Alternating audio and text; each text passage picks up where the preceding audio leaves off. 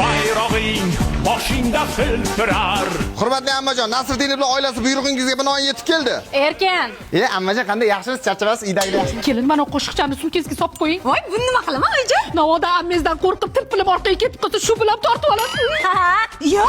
Davay, uyda tez-tez tozalanglar. Obijon jiyanim, sen qilma, bu yoqqa kel. O'zim senga novvoy choy bilan pryanik beraman. Aynan ammalar yurak naqshidir, ammani bori yaxshidir. Zing'illatingizlar qani?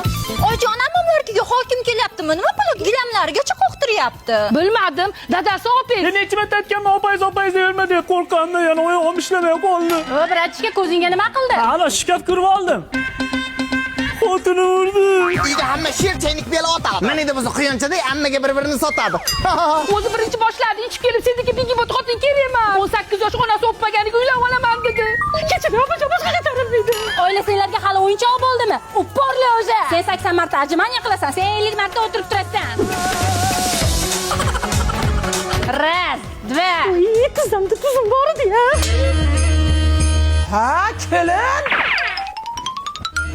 Arslonda ammamni bo'lar bo'ldi. Chota uyga ammamni qaynopasi keldi. Voy, monolar nima yotib olishdi? Mehmonni ham shunaqa kutib oladimi? Ana, uporli o'zi qildirayotgandim-da, qaynopajon. Nima? Upirloja? Upirloja bo'lsa, upirlojada 70 marta o'tirib turasiz.